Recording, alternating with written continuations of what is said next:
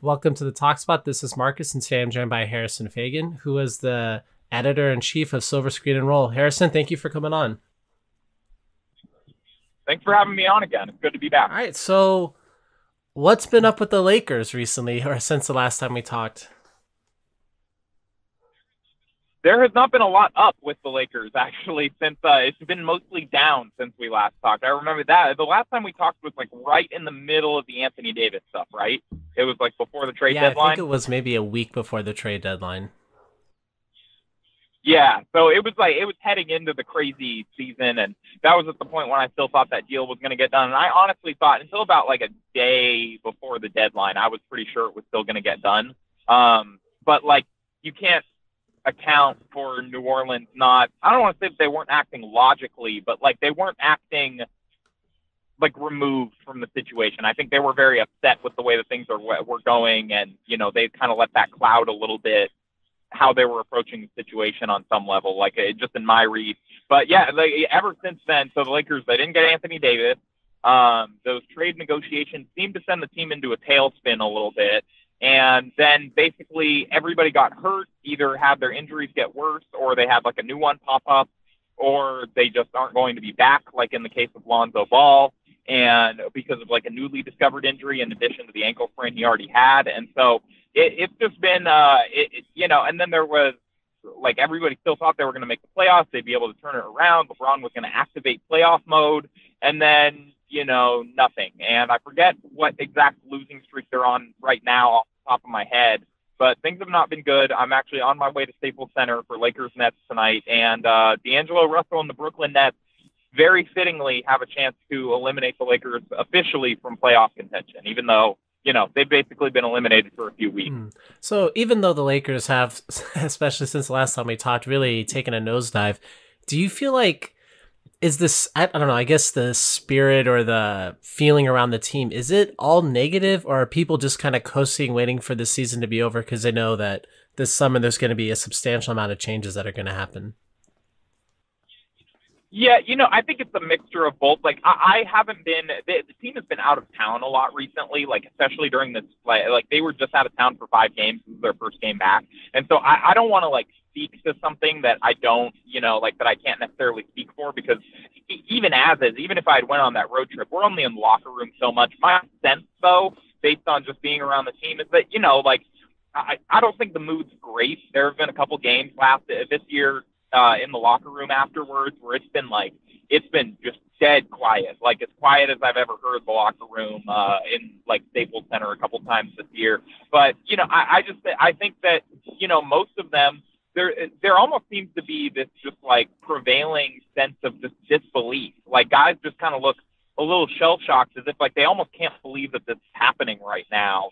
That the Lakers are, there's like a month left. Well, there's not a month left anymore, but you know what I mean. There was about, for the last month, there's been about a month left in the season, and they didn't have any real shot of making the playoffs. I don't think that that's how, but there is not a single person in that organization who thought that's how this year was going to go. And like, you can defend it by talking about injuries and saying like, oh, they had all this bad luck, whatever. Like, even still, I don't think anyone would have thought, even if they had injuries, that this was going to be something that was on the table. You brought up the injuries, and I had on Dr. Raj Paul, who writes with you guys. I had him on maybe a month or so ago, Yeah, he's great. and I asked him. I said, is the medical staff for the Lakers, are they really that much worse than other medical staffs? And I feel like since that time, more and more injuries have come out, and it really makes me wonder: is this Lakers medical staff worse than other teams? Like, why does it seem like the Lakers are so injury prone, or is that the medical staff's problem? Like, who? If you were going to assign blame for this, is there really anybody to blame, or is there a team of people to blame? I think it's hard to assign blame for medical staff because, like, ultimately, I'm not a doctor, and I'm also like not looking at like these. Like, even if I was a doctor, and I'm still not looking at these X-rays and the MRI results and all that stuff to know if this is like total mismanagement on the medical staff. Like, the thing for me that I keep coming back to is that this is like the fourth or fifth year in a row where the Lakers, it's felt like they've had like a lot of significant injuries. And there's some stuff though so like that would kind of lead you to point in the direction of like, okay, maybe is there something off with the medical staff? But this year, it's hard for me to put a lot of this on them because, like, if you go down, like, you can say that, and that's become a chic point to make, and like, I don't think that it's totally unjustified. But at the same time, it's hard for me to reconcile that with like LeBron messed up his groin because he slipped on the floor, slipping backwards. The medical staff had nothing to do with that. Like Kyle Kuzma turned his ankle recently because he stepped on somebody's foot. Lonzo Ball, like again, stepped on somebody's foot. Like the medical staff isn't telling them to go out there and step on guys' feet and land awkwardly with their ankle, you know? And then like the Josh Hart thing is complicated because like the Lakers are holding him out tonight against the Nets finally for after he hasn't looked like he could play in about like, you know, a couple weeks. But so you can kind of criticize the medical staff for that and not shutting him down sooner. But at the same time, like Hart keeps saying that he wants to play. And I just wonder, you know, like with NBA player agency being what it is, and like if guys want to play, I think it's kind of hard to hold them out for medical reasons, especially when like the league is watching teams as close as they are for like, is this guy tanking, whatever. Like if one of your players that is like one of your better players starts complaining that they aren't being allowed to play and they feel like they can play, then the league's going to start taking a look at you. So I don't know. I think that, you know, there's evidence to point to, you know, that they may not be the best medical staff in the NBA, but at the same time, a lot of these injuries, I don't think, like, even the Suns medical staff, as well regarded as they are, like, they can't prevent LeBron from stepping weirdly and slipping backwards. So let's say if you, theoretically, like, let's say if you ran the team, would you consider changing out the medical staff this offseason? Or another way of saying that is, if the medical staff was changed out, would you mind if that were to happen? Like if news came out in, let's say, June that there's going to be a whole new medical staff, everyone's gone, would you, I mean, what would be your reaction to that? I would not be surprised if that were the case. That's not any inside information or me saying that I think that that's going to happen, but it's just like, if you look at this from the outside, this is like, they had a lot of injuries this year. So just almost even from a perception standpoint, the fact that so many, every time an injury update comes out, every time I tweet one, every time the Silver Screen and Roll account tweets one, our Facebook comments, our comments at the site, all of them are just like constantly just fire the medical staff, get rid of these guys. Why do they have the Kardashians trainer? Like all this stuff, just constantly, everybody saying it. So even just from a PR standpoint, you could almost make the argument that like you almost have to do something. And, but at the same time, like, I don't know that they will, because I think that like this front office is generally pretty insulated from that kind of stuff.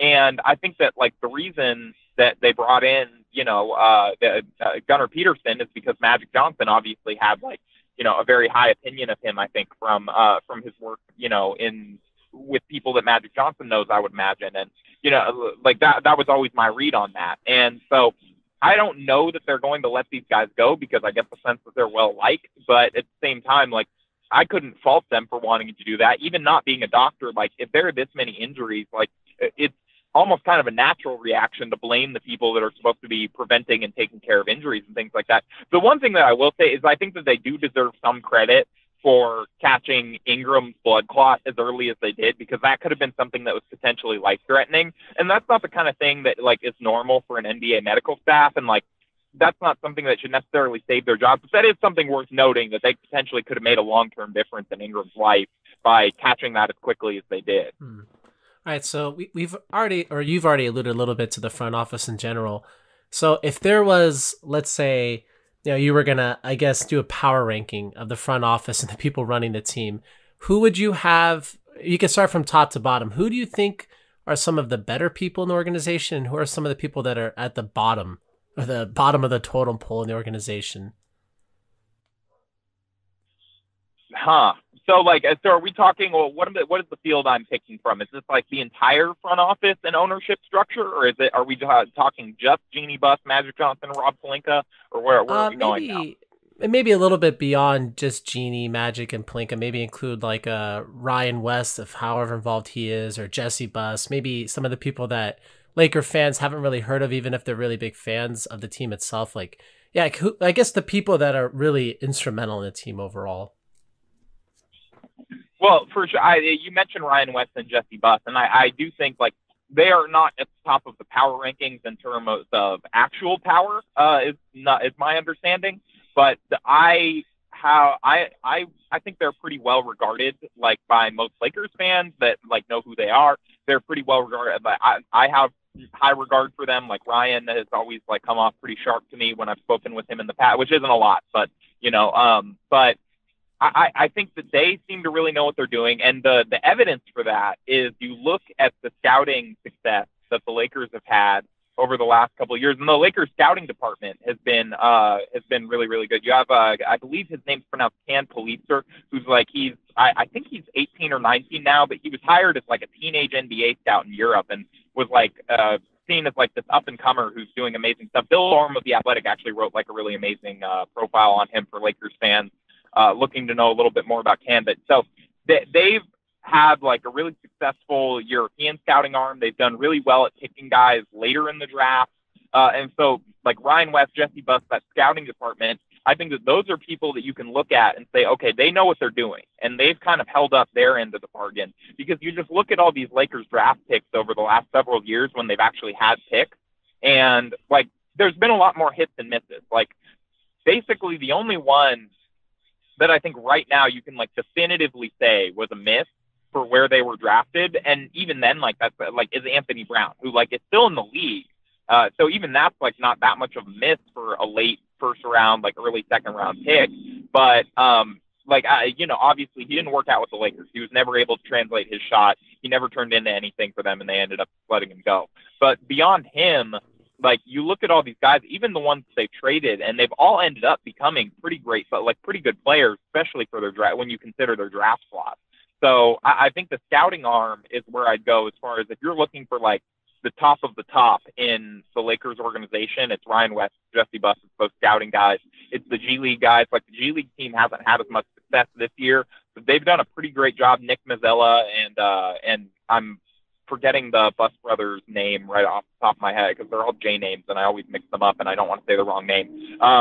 But they've had a lot of success over the last couple of years, finding talent in the G League, building good G League teams, and building like pools of players that the Lakers can call up. Like they had the kind of magical Andre Ingram call up last year. It didn't go as well this year, but now they're calling up Scott Machado from South Bay, and he's going to make his Lakers debut tonight. So I think for me, that's the area of the organization where I look at and I'm like, okay, those guys really know what they're doing, and they're doing really well. Well, how do you feel about Plinka, Magic, and Genie overall? Like, are you, after seeing this season kind of play out, I mean, are you pleased with any of the three of them and the job that they're doing? I am increasingly pessimistic about them and the jobs they're doing. I think so. The one thing that everybody loves to point to is, oh, but they got LeBron.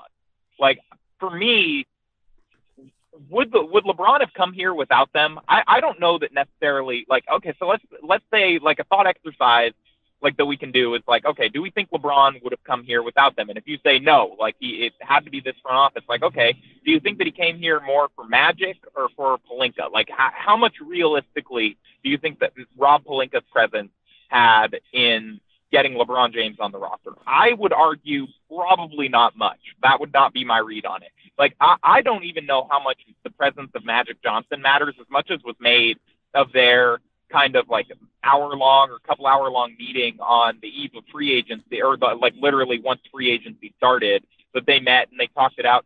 To me, my read on that was always that was more of LeBron, like kind of figuring out whether or not, like he was addressing concerns. He wasn't necessarily needing to be sold. He was kind of like, okay, let's see if this guy says anything that talks me out of this, almost, is, I think, with the mindset going into that. It's hard to not read it any otherwise at all, because he made his decision almost instantaneously after that. He didn't take any other meetings. I think the fact that, all of his entertainment operations were being moved out here during the middle of last year, I really think that was like, it was almost like Magic would have had to go in and mess it up, more so than Magic went in and like put it over the finish line or was instrumental in LeBron coming. I think by not messing it up, he deserves some credit for that, and they deserve credit for having an organization that LeBron would want to come to. But I think that some of that has to be proximity to where his family wants to live, where his business interests are, setting himself up long term. I don't think that it had nothing to do with the Lakers, but I don't think that it was all the Lakers. And so that's the one. It's signing LeBron, which like there's some people that are even arguing that wasn't a good idea. Now I'm not quite there yet, but signing LeBron is like undoubtedly a plus on their resumes, right? But beyond that, I don't really know what they've done that makes me incredibly optimistic about this team's future. Like there's the caveat here that they have all this cap space. If they get a second star this summer, then a lot of these concerns are alleviated. But right now, like their biggest move of like trading D'Angelo Russell to get off of Timothy Mozgov's contract looks awful because you could have moved Mozgov's contract. They didn't need that cap space last summer. They could have signed LeBron with Russell on the roster, and they still probably could have gotten Kuzma because they had the pick right after he was taken with. And so, like, their biggest move was kind of outside of signing LeBron was kind of like a giant whiff. And they haven't done a whole lot on the margins that's given me a whole lot of confidence. I think the trade last year where they got a pick from Cleveland and like freeing up enough cap space to sign 2 maxes was pretty good. But outside of that, I don't really know what getting a pick for Lou Williams was decent, but like Lou Williams would honestly probably have more utility on this roster at this point. Like well, actually, I think that was the pick that ended up kind of becoming Kuzma or Hart or Thomas Bryant, whatever. I'd have to trace that back. But most of these moves and most of the signings that they've made on the margins, like every signing they made after LeBron last summer did not instill a great deal of confidence at this point. Like that they know how to put together like a functional basketball team in 2019. So we'll see if they learn from those mistakes. I think the biggest thing that you can hope for if you're a Lakers fan is that they're going to see these mistakes that they made, and they're going to kind of like be able to take a look in the mirror and be like, okay, we messed up here, here, here, and here, and we need to like address this, and we need to change some things moving forward. But if they don't do that, I don't know. I'm somewhat pessimistic about where things go from here. How do you feel about Jeanie Buss so far as an owner? Because it seems like to me, a lot of people crap all over James Dolan, and they say, oh, he's a terrible owner. He's a terrible owner. And I kind of feel like Jeanie Buss is kind of like the West Coast version of him. Like, I feel like, especially, when the emails came out, the leaked ones talking about how, the Lakers are thinking about moving back to the Forum, and she called Steve Ballmer balls. She referenced how, basically she kind of cut out Jim Buss and her other brothers, whoever was involved with the team. And I don't know. I really don't have a lot of faith in her, I feel like. You guys even reported about this, how, Magic wanted to get rid of Luke Walton a lot earlier, and she stood up and said, no, we have to keep him and blah, blah, blah. And I don't know what your opinions are about Walton, but I don't think that if he is a good coach, he's in disguise as a bad coach, because I don't see anything from him that I like either. And I don't know. Is some of this Jeanie Buss's fault? If Dr. Jerry Buss was alive today, would the team be where it is right now? The Jerry Buss thing is ultimately that's unknowable. We'll never. I have a hard time believing that it would be in the exact position it's in right now, because Jerry Buss never presided over a playoff drought this long.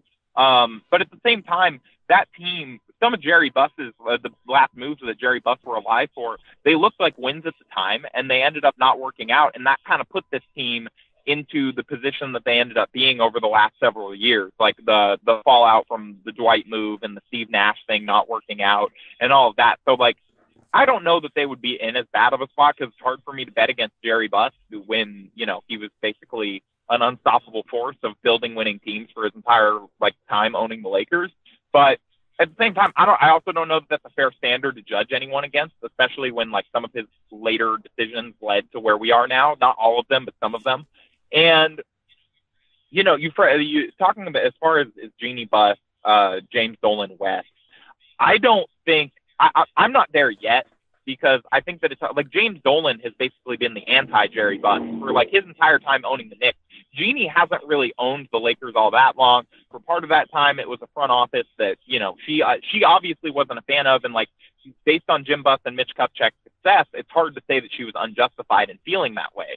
And so, for me, I'm not there yet where I'm willing to compare her to James Dolan, who's one of the worst owners the NBA's ever seen. To have the Knicks and not be able to establish a winning team in New York when everybody wants to play in New York is kind of insane to me. And so I'm not there yet with her. I do think that there are reasons for doubt, and you laid out some of them. I think that she always liked to talk about when Jim was around. that she doesn't involve herself in basketball, and she still says that. But then at the same time, we've seen her, intervene in Luke Walton's case reportedly, and we've seen her, talk about the Anthony Davis trade fallout and all that stuff. So, like, on some level, she's a little more involved in basketball operations now than at least she was. And so, like, it is, and then also, like, as the primary owner now you made these hires. It's the same thing as when a front office hires their coach, and it's like, that was the final excuse. Like, you said, okay, you didn't hire that coach, now you're bringing in your own guy. On some level, they then become accountable for their hires. And so I think it's the same when an owner hires the front office. So, okay, she didn't like Jim Buss, she didn't like Mitch Kupchak, and she wanted to bring in her guy. Like, so far, her guys have not done that well. And so on some level, she has to be held accountable for their success ultimately. And so, like, whether or not she's the one actually making the move, she's the one hiring the guys that are making the move. So, I think that you would have to give her, like, you don't have to give her, like, she owns the team, so she will ultimately decide what she does. It's hard to move on from an owner. And so I don't know that that's where the Lakers, I don't know that people should be clamoring for her to move on, like, just yet. But I think that you're right. There are reasons for doubt. The whole, like, fake news thing makes me wonder about how much accountability she and the front office are going to take for how badly things have gone, or if they're just going to blame, the fake news media and, like, the evil, mean other teams for trying to screw them over. Like, those comments would seem to imply the latter, but, if you're a Lakers fan, you have to be hoping that it's the former and that, internally they're starting to question a little bit and they're going to take some things away from these, like, high-profile mistakes. Well, one mistake I feel like that she doesn't get any blame for, the front office hardly gets any blame for at all, is that, and I might be wrong in this, but I feel like I saw several articles that stated this, that when Jerry West was leaving the Warriors, that he wanted to come back to the Lakers, that he wanted some kind of position in the team, and that he was basically told no. He said that the Lakers never even called him. Is that true, or was that more gossip or hearsay? I don't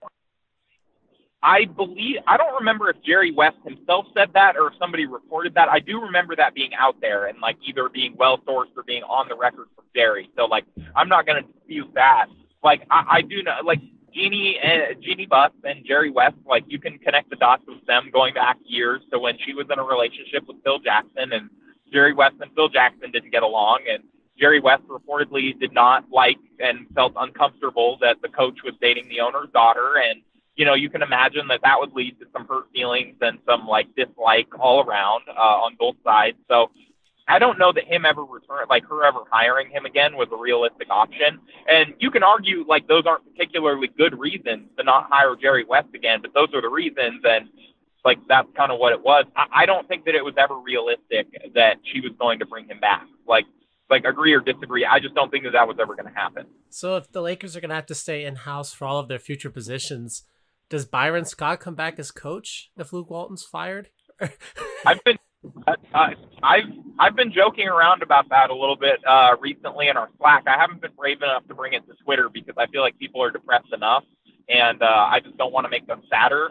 But yeah, it would ultimately be like, that's when I think you have to buy out on this front office. Is if Magic Johnson looked at this season and said, you know what that team needs? Byron Scott. And, if that's what actually happens and he brings Byron back to finish what he started, then, yeah, I think I would not blame anybody who wants to buy out on I mean, if Byron Scott, Kurt Rambis, Ty Lue, or Brian Shaw become the head coach again, I mean, I would consider that a total, like, disaster. I mean, all four of those people, I mean, are they going to get the job because they've had ties to the Lakers? And some people could say, oh, Ty Lue, that he's a LeBron guy. LeBron James almost killed Ty Lue last year. Do you remember all the games that Ty Lue had to miss as a coach? Well, Ty Lue, how stressed Ty Lue became was, I'm not going to completely blame LeBron for that. I think that coaching, in the NBA is always a stressful environment, and I think coaching a LeBron James contender is no less so. And some of that is, like, these coaches, that's also on the coaches, that they have to, like, manage their own, like, personal well-being and everything. But at the same time, yeah, like, I don't know, why would he want to sign up for that again? I know I wouldn't if I was that stressed out, if I had been that stressed out. But I would argue, I don't feel like Ty Lue deserves to be mentioned in the same group as those other names that you just threw out there, because that's a guy, he did go to the finals with the Cavs 3 years in a row. And, like, I think that he has some positives as coach. I don't think that he's a great coach, but I think that he's better than a lot of the names that have been thrown out. You know, your Mark Jackson, your Jason Kidd, your like all these other guys. Like I feel like Ty Lue has more of a demonstrated like level of success and track record than those guys have, especially Jason Kidd, who I am convinced is actually going to be the hire and also actually maybe the new Byron Scott. When I hear the rumors of Jason Kidd, my first thoughts are like, are you nuts? Like, who would want him as a coach? I mean, look at the Bucks. I mean, look at what the Bucks are doing exactly, this year, right? I mean, last season they were total trash, and I've heard Bill Simmons called the replacement coach of the Bucks Forrest Gump. I mean, the Bucks were a total train wreck when Jason Kidd was there, and look at them this season. I mean, from a talent standpoint, it's not like they're that much better team than last year. I mean, yeah, they added Mirotic and Lopez. No, they basically they brought in Brooke Lopez. Yeah. Like I don't know, realistically, I don't know what other huge, and they got rid of Jabari Parker. I don't really know what beyond that like that they did that's like the huge difference making move. It's that Giannis went up a level, which he deserves credit for. They brought in some more shooters, and Brooke Lopez has helped that case. So like the roster is better, but Brooke Lopez and more shooters is not the difference between the number one seed and what the Bucks were under Jason Kidd. You know, like that's not what it. That's just not factual. And I feel even the same way about Mark Jackson. It's like, is he a good coach? Would he be a good assistant coach? Maybe, but I mean, the Warriors, you look at him, I mean, the last time he was a coach, they got bounced in the first round. And then the next season, with a lot of the same personnel, they win a title. So I don't look at. I think Mark Jackson deserves credit as like a defensive coach who he actually did get them. That Warriors team was really good on defense even before Steve Kerr got there. And then you saw some of the results of that. You saw that continue on once Steve Kerr got there, which he deserves credit for having like the lack of an ego to keep some of that system stuff in place and continue to use guys like in ways that they were having success before and things like that. But he also revolutionized and opened up their offense in a way that allowed them to actually start winning on a meaningful level and not being the eighth seed. So like, yeah, Mark Jackson, I think, you know, at least you could justify that one. It's like, okay, he's a good defensive coach. Maybe LeBron on offense plus Mark Jackson is good enough to make you a little bit better than you were this year. Like Jason Kidd would be, I just don't really know why you're hiring him. If you're hiring him, like these other coaches, you can point to like legit basketball reasons. With Jason Kidd, it's like, okay, you're hiring him because he used to be a really good point guard. Well, weren't there reports that Jason Kidd and LeBron James got along in 2008? Was it? Oh, yeah.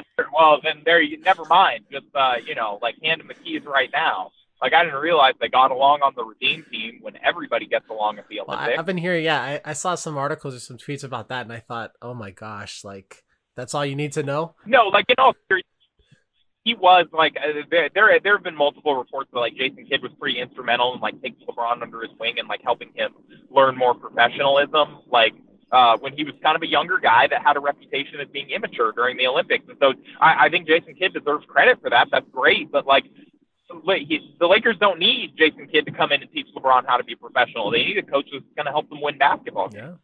So I want to ask you real quick, kind of moving over a little bit, is what is the value of Ingram, Ball, Kuzma, and this potential very high draft pick the Lakers have coming up? I mean, are these, I feel like with all of them, there's big question marks. With Brandon Ingram, obviously, there's the blood clots, and we can talk a little bit about how that's going to impact his career and his contract coming up.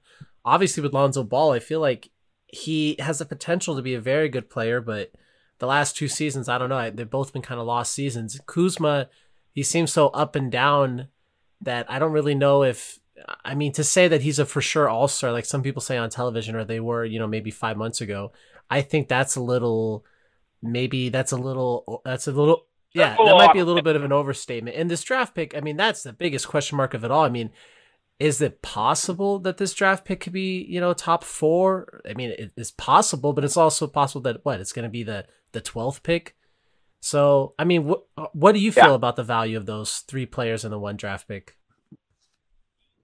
Well, the draft pick, like you said, it depends a lot on where it ends up. Like, if that ends up number 1, or even if it ends up at number 2 at this point, with how well John Morant is, like, going to be, like, it seems like winning hearts and minds over the course of this NCAA tournament, draft workouts, and all that stuff. Like, like if it's one or two, which isn't the most likely outcome at all, but if it's one or two, I would say the value is pretty high because teams love to draft players like that and be able to sell their fans on that. Like Lonzo, like you mentioned, I don't know that he's the guy that you can go and like market to New Orleans immediately, like, and that they're, like going to have really high opinions of Lonzo with how kind of polarizing his first couple of years have been, where it seems like basically everybody but Lakers fans who watch him every game is like pretty low on where Lonzo is for the most part. And like, that's fair. Like, it's really, really easy to see the flaws in his game, and it's a lot harder to see the strengths. So, like, if you don't watch him every game, I totally understand why, if you wouldn't think Lonzo Ball was all that great. Kyle Kuzma, I don't see him as perennial all-star. Maybe he makes a all-star game, but even that I feel like is pretty optimistic. I don't think he's a bad player. I just don't know that he's that level. And then Brandon Ingram, I would honestly argue, is probably borderline untradeable right now. Like, I don't know that anybody's going to be willing to trade for him until they see how he makes this recovery from those blood clots and that they aren't going to come back. Like, even if they had a surgery that's supposed to clear that up for life and make it, like, pretty unlikely that he ever has anything like this happen again, like, Brandon Ingram, I wouldn't blame a team for not, like, wanting to make a trade for him right now, as sad as that is and as well as he was playing. Like, you have to see, you owe it to your franchise to make sure that he checks out medically before you make a gamble like that, especially if it's for Anthony Davis or something. So I don't know. All these guys' values are almost it's like a total Rorschach test right now. It's going to depend on like who the Lakers are dealing with as GM and where they see these guys are at, because I feel like there's almost no consensus on any of them, on like any of these assets and their value. Well, I mean, it's interesting for Brandon Ingram. I mean, if Brandon Ingram, if let's say the last 10 games that he played, if he averaged the points and if he averaged if he just played exactly the way that he did the last 10 games for the next 5 years, do you feel like he would be an all-star? I mean, is that a crazy thought to think if he averaged what he just did the last 10 games that he played? No, I don't think that's crazy at all. He was like, what was he the last 10 games? Do you have it in front of you? I think it was like 27 points a game. Yeah, right? I mean, I don't have it in front of me, but yeah, I mean, he was playing like incredibly well. Like, it was unbelievable. Like, and I don't think that that's going to be like his level of play for the rest of his career by any means, but he's really good. And I do think that he has like, he has some all-star potential on some level. Like, and I think Lonzo has that potential as well. Neither of them have been able to show it for more than, first of games. And so like NBA teams are going to probably want to see more than that before they start valuing you as a perennial future all-star. Is there a world that exists where, let's say, the Lakers get the 8th pick in the draft, right? Is there a world that exists where they trade that 8th pick in the draft and Brandon Ingram for Bradley Beal? Brandon Ingram goes to the Wizards, becomes a great player, makes several all-star teams, and Bradley Beal basically totally poops out because he runs so much in the games, and we're going to have total egg on our face in 2 or 3 years from now. And, is there a possibility that we could have a D'Angelo Russell situation, but like on steroids, if we trade away Brandon Ingram for somebody like a Bradley Beal or, I mean, I'm trying to think of a player I feel like Anthony Davis. I don't see Bradley Beal falling off like that just because of the nature of his game. But I see what you're saying. And, I don't think that it's out of the realm of possibility that they end up regretting trading any of these guys, and especially Ingram, the way that he was playing towards the end. Kuzma is the one that I see, like, if they make a deal for a pretty good player with Kuzma at the center of it, I don't know that you end up regretting that one as much, like, depending on who the player is, obviously. If it's a guy like Beal, like, because I don't know how much more upside Kuzma has to mine. But, like, Ingram, there's absolutely, I think, a chance that, like, he comes back to bite you. And, like, same thing with Lonzo and same thing with that pick, even realistically, even though this isn't considered a hugely strong draft. We see guys like Giannis got drafted, I think it was, like, 13th or later. And, like, it's not all the time, but teams find deals with these things. So anytime you trade any of these assets, you're always running the risk that you end up looking stupid for it.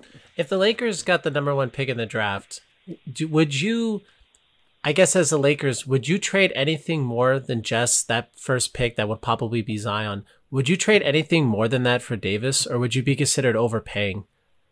Like, let's say if No, I personally would not, because, like, I think, like, ultimately, if you end up missing it, if they say no to that, and you end up missing out, then okay, you have Zion. You have, like, one of the most well-regarded prospects in like a decade.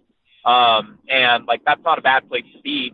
And on some level, like I don't know how much you can be like you have LeBron right now, and obviously you want to win now, but you can't be hemorrhaging your whole future to try and win with him right now, especially not if you have the chance to take a player like Zion. It's one thing with all these other guys who don't seem to have the upper end potential that Zion has, but like you can't necessarily just throw that away to try and win against the Warriors with LeBron. Like unless like if KD leaves this summer, then the league is a little bit more wide open. But at the same time, like it's still going to be really competitive, and like LeBron and Anthony Davis would make you a really good team, an instant contender. But like the Lakers would have to weigh that. I don't know that you would be smart to give up more than Zion at that point. So let's say it's I don't know, July. What I don't know what day free agency begins, but let's say it's July 6th, right? So July 1st. Okay, so let's say it's July 2nd. Yeah. If the Lakers trade, let's say they get the first pick in the draft too. So let's say it's July 2nd. The Lakers trade Zion, Kyle Kuzma, Brandon Ingram, and Ball for Anthony Davis, and they sign Kyrie Irving as a free agent. What would your tweet on that day be if everything that I just said happened? Well, if they did that, then that's a little different than just making that trade. That's like also freeing up the cap space to add a third guy. So like you're kind of trading all those guys for Anthony Davis and Kyrie Irving because of the cap space you're freeing up. So ultimately that's not the trade, but that's kind of the trade you're making. And so to me, that's a little bit more defensible because then you're taking all those guys and you're essentially trading them out for Kyrie Irving because you're trading them out to make the room to add him. So, like, that's a little different, and that's an instant contender, I think, with three guys of that talent level. So, like, that one is far more defensible to me than if they just shipped out all those guys and it was just for Anthony Davis and they had no guarantee that Kyrie or anyone else was coming. I mean, would it even be that bad of a thing if, let's say if the Lakers, if they did get signed, again, this is total, it's just in the realm of, it might happen, but there's a very good possibility that it won't happen. If the Lakers just draft Zion Williamson and let's say they get, I don't know, Vucevic, or they get, Kemba Walker. Let's say they don't necessarily hit the top guys, or let's say they, they get a DeMarcus Cousins, or maybe even a Klay Thompson, even though I know he's a little above those players. I mean, would that really be like a terrible end of the world scenario? I mean, yeah.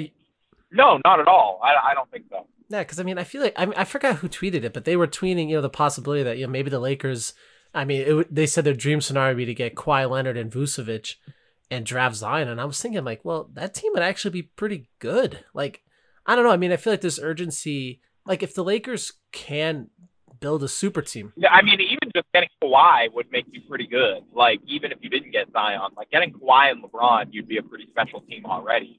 Like as long as you don't decide to add the meme team around them and you actually add some shooters this time. Yeah, I mean those signings really look terrible. I mean the only player that's joined the team after LeBron James that I would like to see stay on the team is Reggie Bullock. Every other player, Muscala, McGee, Lance Stevenson, Rondo. I mean, I'm fine never seeing them wear purple and gold again. I could make the argument. I could make the argument for McGee just because he looked really good to start the season. That looked like it was like arguably the most valuable signing of the summer, with just for the money. And then he got pneumonia, and he's never it's been pretty clear that he's never been the biggest fan of this coaching staff and the way that they use him. And so I think with a new coach, with the benefit of an off season to recover and come back strong again, I could make the argument for McGee, but outside of maybe him, and I wouldn't even feel that strongly about it. I just could make the argument. Outside of those two, yeah, I'm with you. I don't really see who else that's going to be a free agent on this roster that you'd want to bring back. I guess with McGee, if we paid him $1 million again, I guess I'd be okay with that. For $1 million and he's, the third backup, I guess I'd be okay with that. Even if he's just the backup big, I think that's all right. It's just you don't want to be relying on him as your starting center. All right, Harrison. Well, we covered a lot today. Definitely we gotta be in touch again soon, and maybe, hopefully, the next time we talk, maybe the Lakers will have a better understanding of where they are in the draft. Because when will it be known where the Lakers draft pick is going to be? Like what number in the draft? I'm not 100% sure on the date, but I believe it's late May to early June. It's right around when they start when the lottery is. I don't remember the exact date off the top of my head, and I'm driving, so I can't look it up. But it's late May, Right, early because June. the draft is the last week of June or around the 20th of June. It's like a few weeks later, right? Yeah, I think it was the 23rd later last year. It was like the 23rd or something like that. I think they have about a month generally between the lottery and the draft because you want to be able to work guys out while you know like where you're picking so that you can like, and those players want to know where everyone's picking so they can selectively decide their workout. So I think it's about 3 weeks to a month. Okay, well, yeah, let's talk around that time again because yeah, hopefully things will be a little better because right now, I mean, things look so terrible, but I don't know. I mean, you look at the Bucks, and I was thinking about that earlier today. I mean, that everybody would have said 1 year ago that the Bucks are a terrible organization, that Giannis is definitely going to walk because the team sucks, the coaching staff sucks, everything is terrible. And now you look at them today, and you're like, well, I mean, especially before they got their injuries to Brogdon and Mirotic, I mean, that looks like a title contending team. So I don't know. I feel like for the people that just get so down, and I get down. I mean, if the Lakers lose tonight by 25 to Brooklyn, I'm gonna feel sad. But like, it doesn't seem like it's the end of the world. That just because things are bad now doesn't mean that they'll have to be bad a year from now. No, things don't look great now, but yeah, you're right. These things can always turn around. And like I said at the beginning of the show, they have max cap space. They can still make a good max signing. They could also make a bad max signing, but like they could still make a good max signing. And like all of a sudden, all this looks a little better. Like even if you didn't like the process to get there. Yeah. I 100% agree. Well, thank you again, Harrison, for coming on. And how can people follow you in your work that you do? So you can follow me on Twitter at HMFAIGEN. That's my Twitter handle at HMFaigen.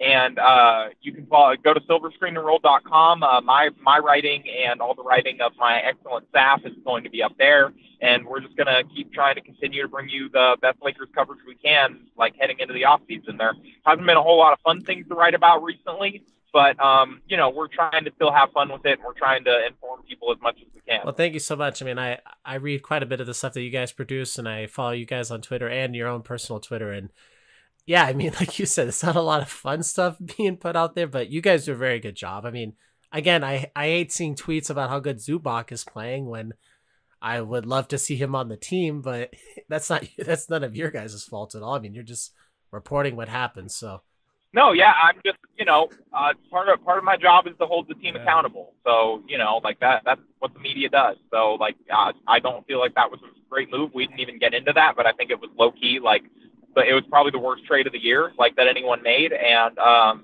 so yeah, there's been a lot of little messed up things on the margins, but if they sign a max guy, I think a lot's going to be forgiven. Exactly. No, you're 100% correct. I mean, that's like going to a Thanksgiving dinner and the green bean casserole's it's a little undercooked, but if the turkey's brilliant and the mashed potatoes are great, you don't even care. So hopefully. Yeah, and you're just complaining about the green beans the whole time. Yeah, like nobody's going to do that. All right, Harrison. Well, thank you guys so much for coming on, and I look forward to talking to you again soon. All right, for sure. All right, bye.